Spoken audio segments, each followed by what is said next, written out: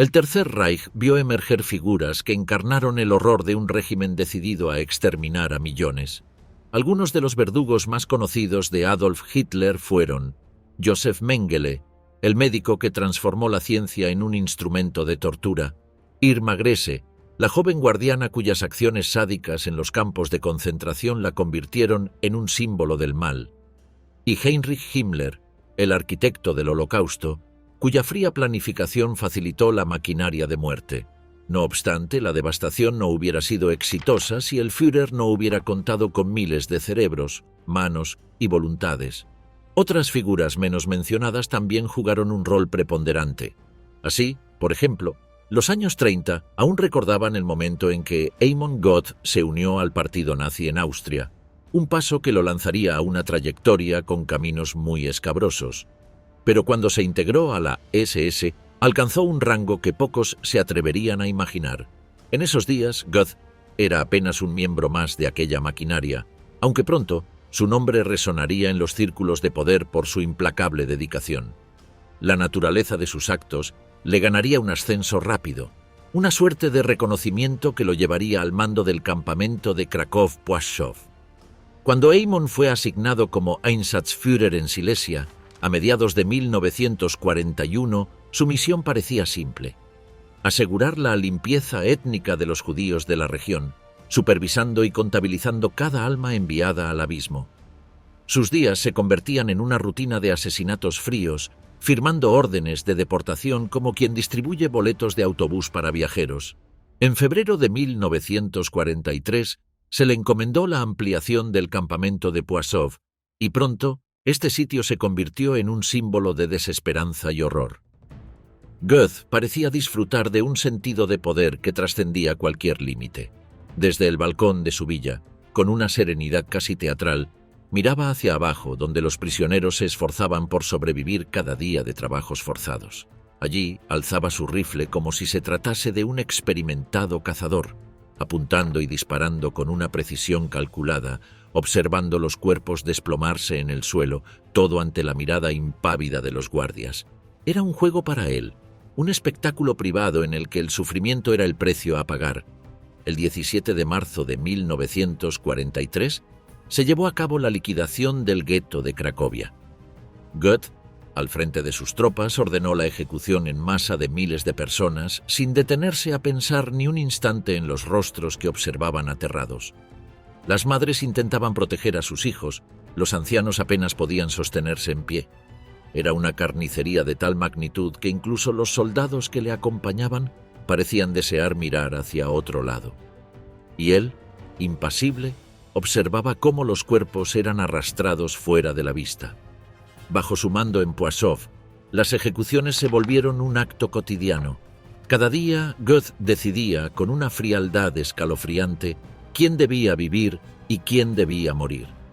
Una vez ordenó a un joven enfermo que consumiera sus propios excrementos como castigo, solo para dispararle en cuanto terminó. En 1944 se le concedió el rango de SS Hauptsturmführer, una promoción que saltaba un rango, otorgada no solo por cumplir órdenes, sino por su fervor particular en cumplirlas. Goethe había hecho de Płaszczów su feudo personal, un reino donde cada latigazo, cada ejecución sumaria y cada disparo parecía ser un tributo a su propia sed de poder. En una ocasión, ordenó que cada 10º prisionero fuera ejecutado como castigo colectivo, solo porque uno de ellos había intentado escapar. Además de la violencia sin medida, Goethe se dedicó a saquear los bienes de las familias judías en los guetos. Cuando su nombre surgía en una conversación, era inevitable asociarlo con el pillaje de joyas, muebles y cualquier otro objeto de valor. Goethe llenaba sus bolsillos mientras miles de vidas eran reducidas a cenizas. Su enriquecimiento a costa del dolor ajeno era una constante, que lo hacía aún más temido. Irónicamente, esa misma avaricia, en última instancia, llevó a que el propio régimen que él defendía le acusara de corrupción. Los oficiales de la Gestapo, incluso dentro del entramado nazi, no podían ignorar su constante robo, su obsesión por acaparar bienes que no le pertenecían, y fue arrestado bajo cargos de malversación en 1944. La guerra llegaba a su fin, y Amon Goethe fue capturado por los aliados, Su juicio, como el de otros tantos criminales de guerra, fue un momento de revelación, un intento de justicia ante la magnitud de los crímenes cometidos. Cuando escuchó la sentencia de muerte, Goethe mantuvo una mirada altiva, como si aún creyera que el mundo le debía reverencia. El 23 de septiembre de 1946, su figura fue llevada al patíbulo. La soga se cerró en torno a su cuello y el hombre que alguna vez había decidido sobre la vida y la muerte conoció el destino que él mismo había impuesto tantas veces. Goethe fue sepultado en el anonimato, sus restos mezclados con la tierra como el más anónimo de los mortales, mientras el campamento que alguna vez fue su feudo personal se desmoronaba en ruinas silenciosas. La falta de escrúpulos personificada. El legado de Dirlewanger en el Tercer Reich. No era un soldado cualquiera. Oskar Dirlewanger era un representante en pleno del uniforme de la SS, y su carrera no tardaría en demostrarlo con cada ascenso, cada brutalidad, cada misión. Su historia comienza en las trincheras de la Primera Guerra Mundial, cuando aún era solo un joven teniente en el ejército alemán, acumulando cicatrices y medallas como la Cruz de Hierro, galardón que parecía augurar una carrera brillante. En 1939, cuando el nazismo erigía su telón bélico en toda Europa, Oskar se une a las filas de la SS, consiguiendo el rango de SS Untersturmführer. Sin embargo, no tardó en ascender en la jerarquía gracias a un inusual comando especial, creada por Heinrich Himmler y Gottlob Berger, la Brigada Dirlewanger, una unidad compuesta, no por héroes ni valientes soldados, sino por criminales y cazadores furtivos. En 1940, cuando la maquinaria de guerra nazi avanzaba sobre Polonia, Dirlewanger recibió una promoción, SS Obersturmführer. Bajo su mando, los hombres de la Brigada Dirlewanger se volvieron famosos por sus métodos atroces en la caza de partisanos en Polonia y Bielorrusia, aunque caza sería un eufemismo. Lo que ellos ejecutaban era una limpieza despiadada, sin distinción entre combatientes y civiles. Se decía que los poblados se vaciaban a su paso, que los niños y ancianos eran carne de fuego y bala, y que ningún alma, ni siquiera los inocentes, se salvaba de la furia de aquel escuadrón de asesinos. La atrocidad en Bielorrusia superó cualquier expectativa. Dirlewanger y su brigada desataron un infierno de tal magnitud que los informes hablaban de 30.000 muertos en apenas unos meses, víctimas no solo de ejecuciones masivas, sino de métodos sádicos. Se atrincheraban en los pueblos arrasándolos, prendían fuego a los graneros repletos de aldeanos, quienes en vano intentaban escapar de las llamas solo para encontrarse con la ráfaga de las ametralladoras esperándolos. Se estimaba que alrededor de 200 aldeas fueron borradas del mapa bajo el mandato de Dirlewanger, que veía a cada campesino como un potencial enemigo y a cada hogar como un nido de traidores. Al final, dejó más de 120.000 cadáveres detrás de su paso, como trofeos de una guerra que solo él parecía comprender con tal frialdad. Para entonces, su fama era la de un monstruo entre los monstruos. Los informes no se detenían solo en sus masacres, sino también en los detalles perversos de su modo de operar. A las mujeres las tomaba como botines de guerra, a las niñas como si fueran solo piezas de entretenimiento para sus hombres. En sus propios términos, las llamaba ganado sexual.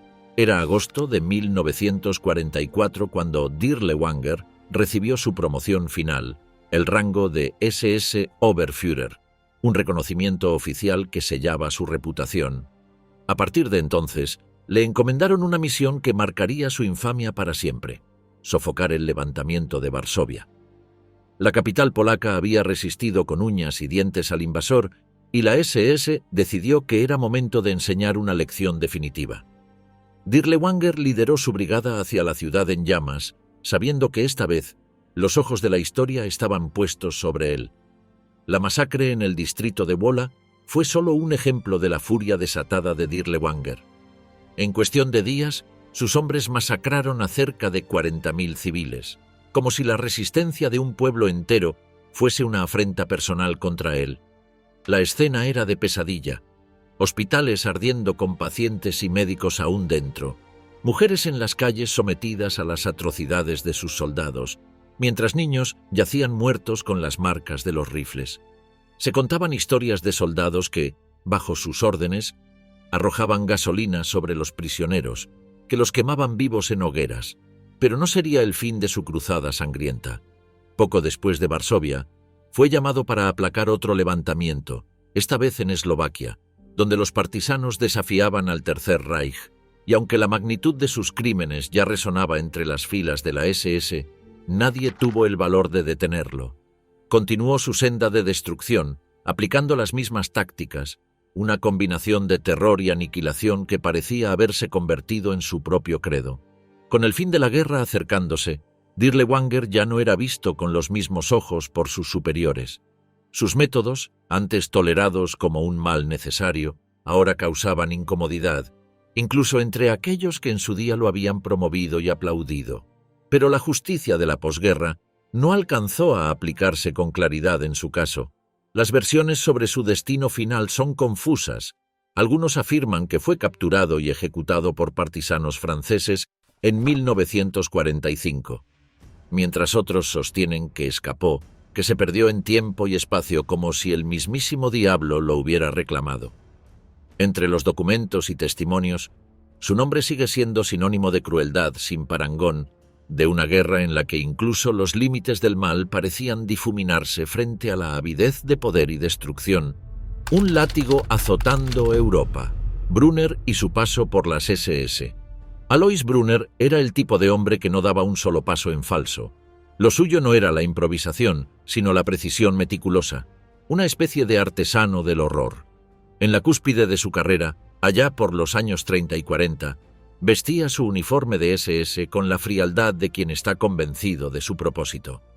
Y aquel propósito no era otro que la completa eliminación de la comunidad judía en Europa. Como SS Hauptsturmführer, Brunner tenía un rango no menor en la maquinaria nazi, y su autoridad le permitió ocupar algunos de los puestos más significativos en la implementación del Holocausto. Empezó como empleado en la Oficina Central para la Emigración Judía en 1938, en una Viena donde los días de tolerancia ya eran solo recuerdos.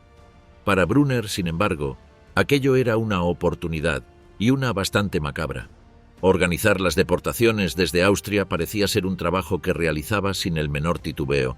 En pocos años, su eficiencia en sus labores se tornó evidente y en 1942 se convirtió en el director de la oficina. Su obra maestra en esta etapa fue la deportación de aproximadamente 56.000 judíos a distintos campos de concentración. Se dijo que, para octubre de aquel mismo año, Viena había quedado limpia de judíos. Aquella frase era su manera de gritarle al mundo que la ciudad, una vez bulliciosa y diversa, ya no era la misma. Pero Viena solo fue el comienzo para Brunner. En 1943, su misión lo llevó a las costas griegas, a la ciudad de Salónica, donde aplicó la misma fórmula de limpieza con la eficiencia y brutalidad que lo caracterizaban. En apenas 2 meses, cerca de 43.000 judíos griegos fueron arrancados de sus hogares, de sus vidas, y enviados en trenes hacia su desaparición en Auschwitz. El sol y el mar de aquella ciudad no suavizaron su tarea. Para él, aquello era solo otro paso en la tarea que le había sido encomendada. Al poco tiempo, se le encomendó otro rol, esta vez en Francia. En el verano de 1943, Brunner asumió el mando del campo de internamiento de Drancy, en las afueras de París. Su reputación lo precedía, y muy pronto el terror se extendió entre los prisioneros. Su oficina en Drancy era un espectáculo macabro, paredes salpicadas de sangre, marcas de balas que parecían recordatorios de su crueldad. Prisioneros de todas las edades y condiciones sufrían bajo su mando, donde cada infracción, por pequeña que fuera, podía ser castigada con violencia. Los rumores contaban que él mismo llevaba a cabo las interrogaciones, utilizando una variedad de métodos de tortura que, para muchos, fueron el preludio del final. No conforme con su brutalidad, en julio de 1944, Brunner mostró que el alcance de su maldad no tenía límites. Ordenó la deportación de cientos de niños, muchos de ellos huérfanos, hacia Auschwitz. Ni siquiera los más inocentes se libraron de su sentencia. Aquella fue una de las últimas maniobras antes de la liberación de París, y aunque las tropas aliadas ya avanzaban hacia la ciudad, Brunner permanecía imperturbable en su propósito. Para él, Aquellos trenes cargados de niños no eran una derrota, sino una victoria final. En apenas días antes de la liberación, envió 1.327 niños más a los campos de exterminio. Parecía decidido a vaciar Drancy hasta el último instante. No obstante, el horror no terminó ahí. Cuando los aliados se aproximaban, Brunner abandonó Francia y puso rumbo a otro destino de tragedia, Eslovaquia. Allí, en el campo de concentración de Sered, reanudó su obra de exterminio. Esta vez, las víctimas eran en su mayoría judíos eslovacos, y Brunner no perdió el tiempo. Desde finales de 1944 hasta el fin de la guerra, organizó la deportación de aproximadamente 11.500 prisioneros más, enviándolos hacia los hornos de Auschwitz. Durante estos años, la relación de Brunner con Adolf Eichmann fue crucial. Era su mano derecha, su confidente en el arte del exterminio. Se comunicaban directamente, sin necesidad de seguir estructuras jerárquicas comunes.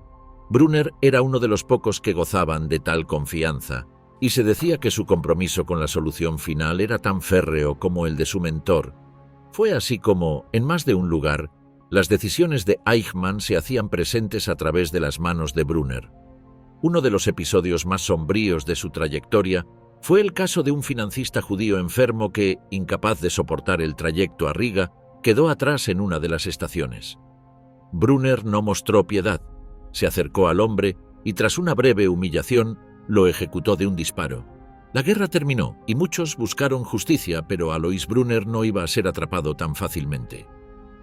Fue juzgado en ausencia y condenado a muerte por sus crímenes, pero para entonces ya había desaparecido, convertido en un fantasma que escapaba de cualquier intento de captura. Se refugió en Siria, bajo un nombre falso, donde al parecer encontró una vida tranquila. Con los años se hicieron cada vez menos sus apariciones, aunque nunca hubo lugar para el arrepentimiento. Hasta sus últimos días conservó intactas sus convicciones, sin remordimientos por los crímenes que había cometido. Finalmente, los rumores indicaban que había muerto hacia el año 2001, sin haber enfrentado un juicio, sin haber respondido por los miles de muertos que había dejado tras de sí. Un verdugo de escritorio y oficina, Rudolf Hess y su complicidad con el Führer. Los primeros días de Rudolf Hess en el partido nazi pintan una imagen de lealtad casi ciega. Corría el año 1920 cuando Hess se unió a esta facción política, una organización entonces insignificante que, sin embargo, iba labrando un sendero hacia el poder, impulsada por discursos llenos de fervor nacionalista. Era un joven fascinado por las palabras de Adolf Hitler, quien poco a poco se convertía en su héroe, su figura paternal y su único referente político. Hess no dudó un segundo en colocarse entre las primeras filas del partido nazi, absorbiendo cada palabra de Hitler como si fuese una revelación divina. Pero el verdadero inicio de su carrera política ocurrió 3 años después, en 1923, durante el tristemente célebre putsch de la cervecería en Múnich. Hess, en su intento de contribuir al alzamiento que pretendía derrocar a la República de Weimar, terminó atrapado junto a Hitler en una prisión bávara tras el fracaso del golpe.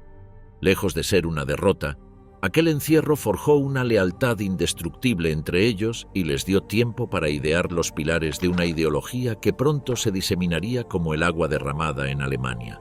Con Hitler en el poder como canciller en 1933, Hess vio su lealtad recompensada. Fue designado suplente del Führer, un título que no era solo simbólico, sino que le otorgaba una gran influencia sobre las decisiones del partido y del gobierno. Se podría decir que Hess se convirtió en el segundo hombre más poderoso del régimen nazi, un rol que pocos podían igualar, y aunque no tomaba decisiones de manera autónoma, sus manos firmaban decretos que sellarían el destino de millones. Ese mismo año, Hitler le confirió el rango de Obergruppenführer en las SS, un título que reflejaba su autoridad dentro de la organización paramilitar, aunque Hess nunca lució un uniforme ni participó activamente en las acciones brutales de las SS. Él prefería moverse entre despachos y gabinetes, donde su influencia le otorgaba la posibilidad de manipular el engranaje de las leyes y los decretos. Unos meses después recibió otro título, el de Reichsleiter, lo que lo elevó aún más en la jerarquía del partido nazi. dándole una visibilidad que solo algunos fieles seguidores de Hitler alcanzaban. Desde su posición privilegiada, Hess comenzó a jugar un rol activo en la promulgación de políticas raciales y expansionistas, aquellas que representaban el núcleo de la ideología nazi. En 1935 firmó junto a otros altos funcionarios las leyes de Nuremberg, aquellas mismas que despojaban a los judíos de su ciudadanía y los sometían a una vida en la marginalidad, a una existencia marcada por la persecución. Sin embargo, Hess prefería ignorar la magnitud del horror que aquellas leyes desencadenarían en los años posteriores. Para él, la firma de esas leyes era solo otro paso en su leal seguimiento de las órdenes de Hitler. La Segunda Guerra Mundial trajo consigo una fase aún más oscura.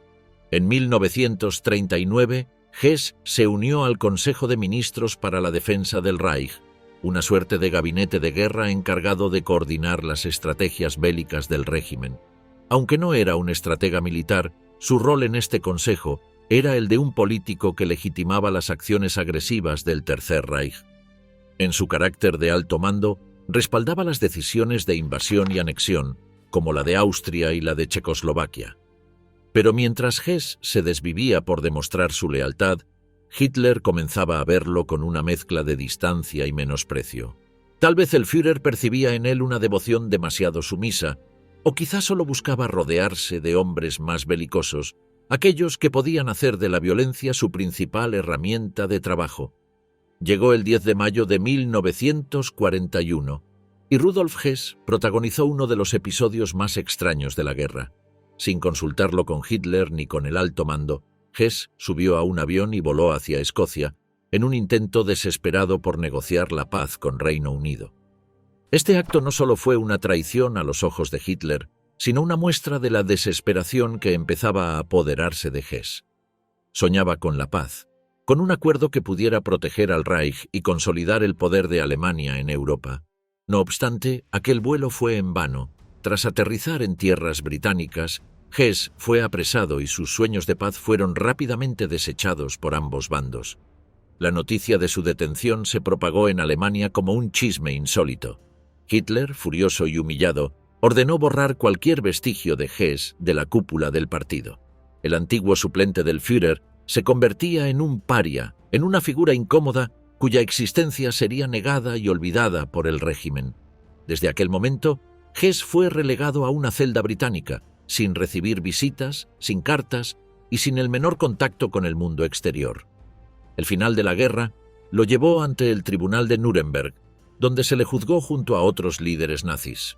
En el juicio, Hess demostró una extraña mezcla de amnesia y arrogancia, comportándose como si sus actos no fuesen más que decisiones triviales de un funcionario más. A pesar de los cargos que pesaban sobre él, su defensa intentó pintar una imagen de obediencia ciega a las órdenes de Hitler, como si su papel en la maquinaria nazi hubiese sido meramente administrativo, inofensivo. Sin embargo, los jueces no fueron convencidos por su débil intento de exonerarse, y Hess fue condenado a cadena perpetua por crímenes contra la paz. Años más tarde, Hess sería el último prisionero de la prisión de Spandau, en Berlín Occidental. Para ese momento era solo un hombre solitario y envejecido que se aferraba a sus recuerdos. La bata blanca y el estetoscopio al servicio del horror, el verdugo de Mauthausen, Ari Bernheim, fue uno de esos médicos que bajo la insignia nazi dejó una huella de sufrimiento.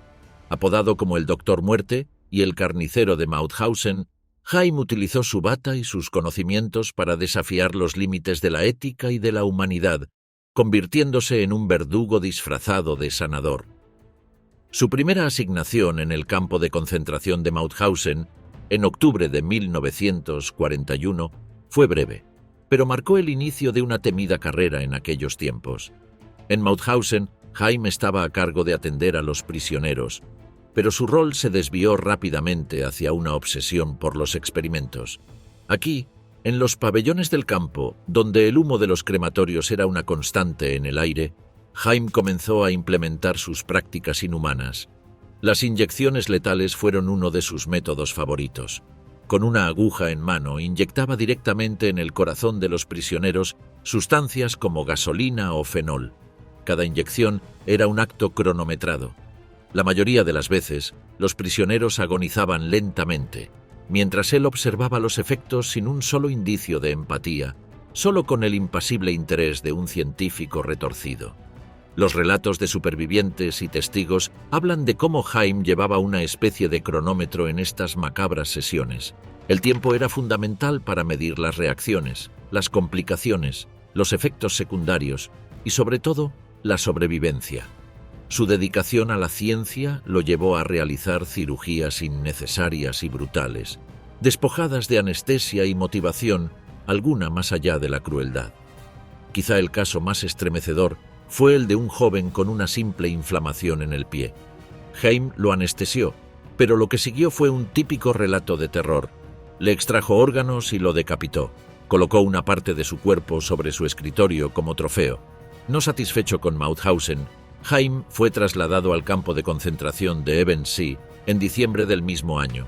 Este nuevo destino no fue un alivio para los prisioneros, sino la continuación de un calvario que muchos ya describían con horror. En Ebensee replicó los métodos de tortura de Mauthausen y añadió nuevas investigaciones que rozaban el absurdo. A lo largo de su carrera, Haim mantuvo estrechos vínculos con otros miembros del cuerpo médico de la SS, especialmente con Erich Wasicki, farmacéutico de las SS, quien compartía su misma visión torcida sobre la vida humana. Juntos perfeccionaron técnicas de experimentación y pruebas que solo tenían un propósito: aumentar el sufrimiento de sus víctimas. Los relatos hablan de cómo probaban inyecciones con agentes paralizantes en los prisioneros, observando cómo la vida se extinguía en medio de espasmos y agonía.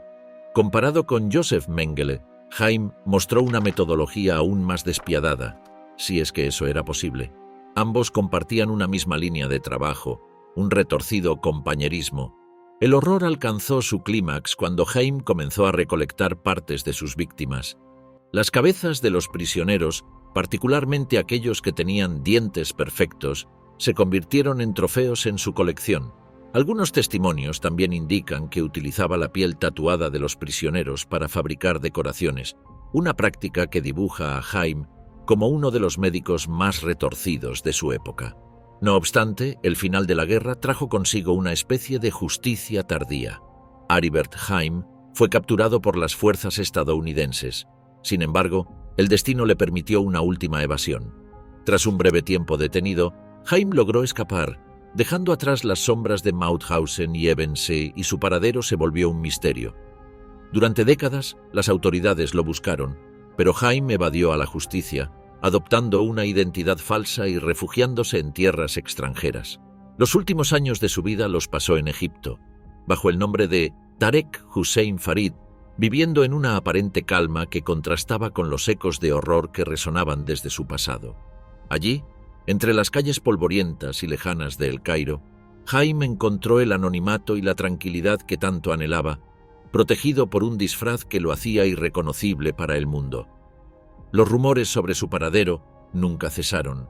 Agencias de inteligencia y cazadores de nazis dedicaron sus recursos a seguir su rastro, pero Haim había construido un refugio impenetrable, una sombra de su antiguo yo. Irónicamente, la muerte lo alcanzó en 1992, no en un tribunal, sino en la cama de un hospital egipcio. Eficiencia en el Tercer Reich, von Küchler y su legado de terror. Bajo el cielo de una Europa desgarrada, el nombre de Georg von Küchler fue grabado en una de las etapas más oscuras de la historia militar alemana. Su carrera comenzó a tomar forma en 1938, como general de artillería y comandante del primer distrito militar en la Prusia Oriental, una región que bullía bajo los rumores de guerra. Con un sentido de deber rígido, Küchler reforzaba las defensas locales, ignorando los murmullos sobre los verdaderos objetivos del régimen al que servía. En septiembre de 1939, Küchler dio un paso decisivo hacia el abismo al asumir el mando del Tercer Ejército. Los cañones alemanes retumbaron al cruzar la frontera de Polonia y en su avance, Küchler supervisó la toma de Danzig. Los civiles y soldados polacos apenas tuvieron tiempo para comprender aquella embestida. Lo que siguió no fue solo una campaña militar, sino una muestra de terror meticulosamente ejecutada.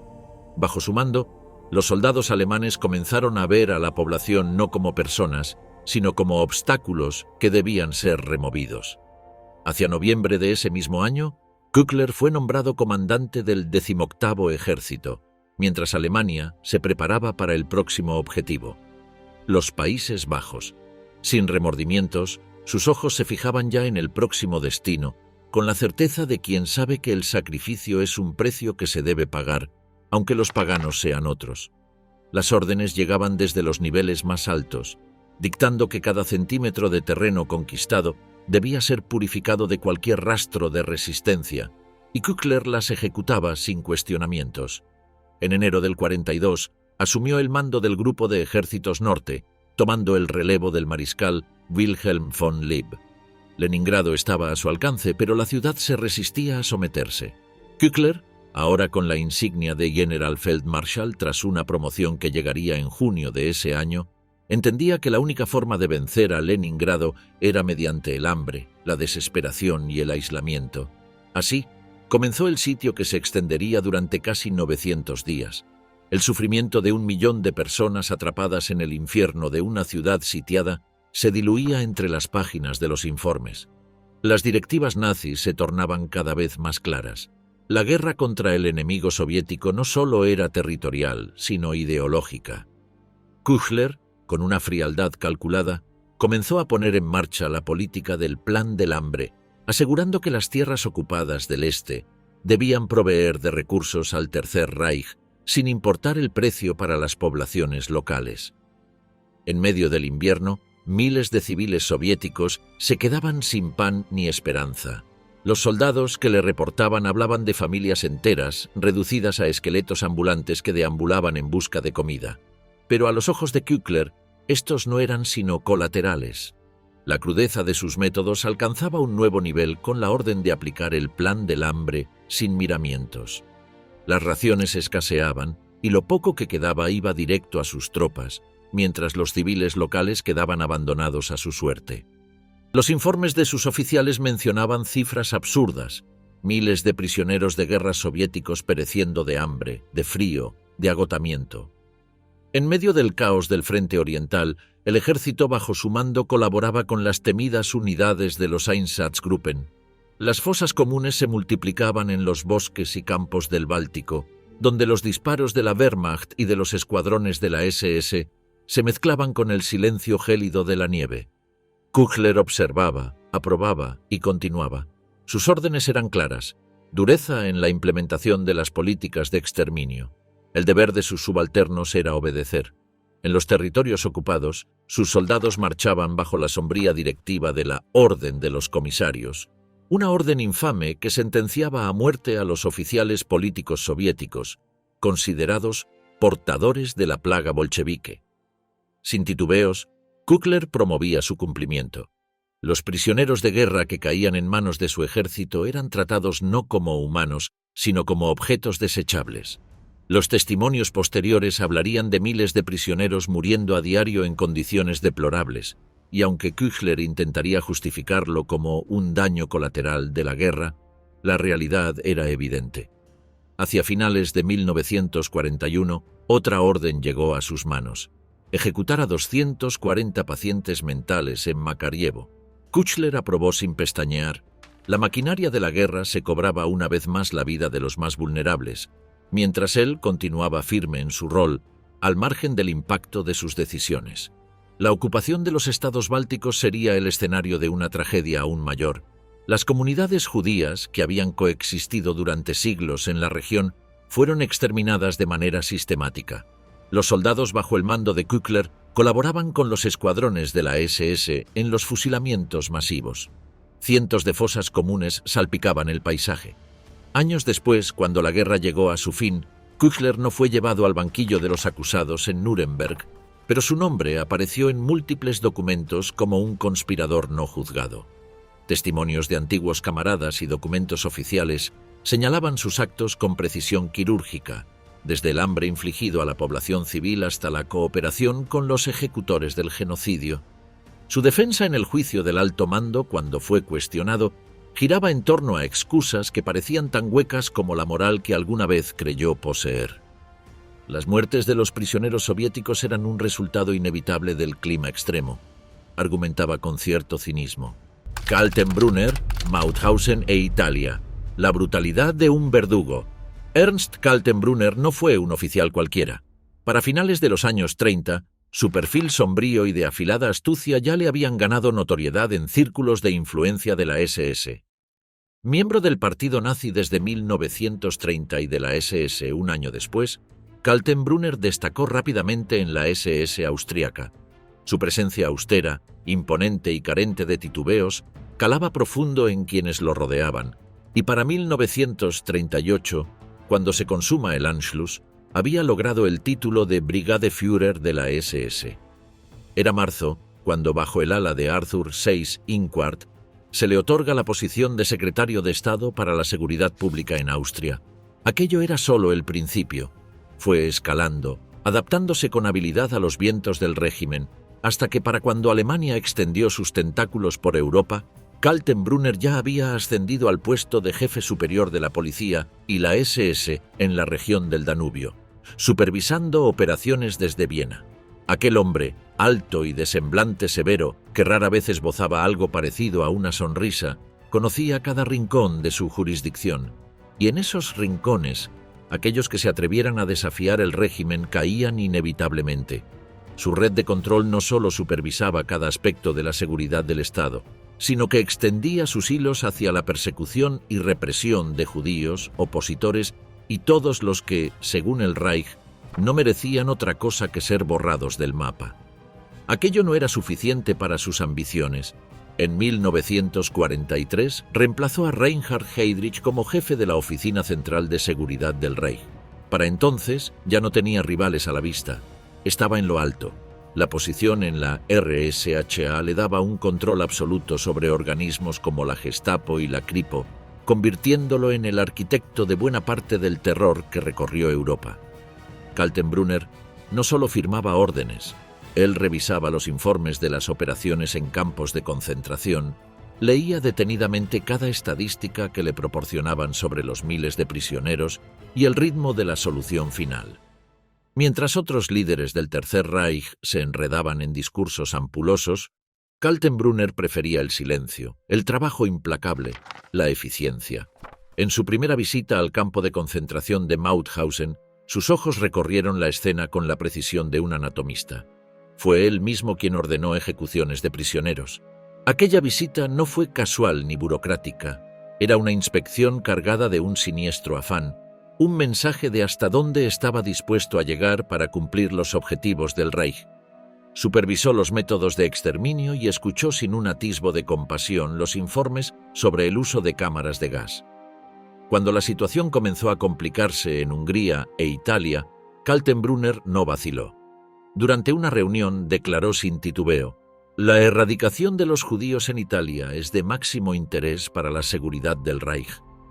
Su palabra era ley, sus deseos, órdenes. En cuestión de semanas, miles de judíos italianos fueron deportados a campos de exterminio. En sus discursos, que no eran muchos, repetía una y otra vez que aquellos actos eran esenciales para proteger el Estado, aunque en el fondo, quienes lo oían sabían que la protección a la que él se refería no era otra cosa que el control absoluto. Su persecución no se limitaba a los judíos. Kaltenbrunner también abogaba por una severa campaña de represión contra los homosexuales en Alemania. Propuso, en 1943, una medida de castración obligatoria para todos los condenados bajo las leyes anti-gay del régimen. Aunque aquella propuesta fue rechazada en instancias superiores, no dejó de promover arrestos, torturas y condenas. En su visión de pureza, no había cabida para aquellos que él y sus correligionarios veían como una amenaza para la salud del Estado. Mientras tanto, la resistencia europea se fortalecía en varios frentes, y donde surgían focos de rebelión, allí aparecía también la mano de Kaltenbrunner, implacable, fría. Desde su oficina, enviaba órdenes precisas para eliminar cualquier asomo de insurrección en los territorios ocupados, persiguiendo y ejecutando a los miembros de la resistencia con una frialdad metódica. Llegó entonces el año 1945 y el Tercer Reich se tambaleaba. Mientras las tropas aliadas penetraban cada vez más profundamente en territorio alemán, Kaltenbrunner vio su mundo desmoronarse. En mayo, fue arrestado por tropas estadounidenses en una cabaña en las montañas de Baviera. No hubo discursos ni arrebatos de orgullo. Apenas un hombre que parecía finalmente comprender que sus días de poder se habían esfumado. Durante el juicio de Nuremberg, Kaltenbrunner intentó defenderse, alegó desconocimiento de los hechos más atroces, insistió en que era solo un subordinado siguiendo órdenes, pero los documentos, las fotografías y testimonios lo condenaron. Era imposible que alguien con su rango, con sus años en el corazón de la RSHA, pudiera negar su responsabilidad. Allí, frente a la mirada inquisitiva de sus jueces, su rostro impasible fue testigo de su propia caída. Finalmente, el 16 de octubre de 1946, Ernst Kaltenbrunner enfrentó el último acto de su vida.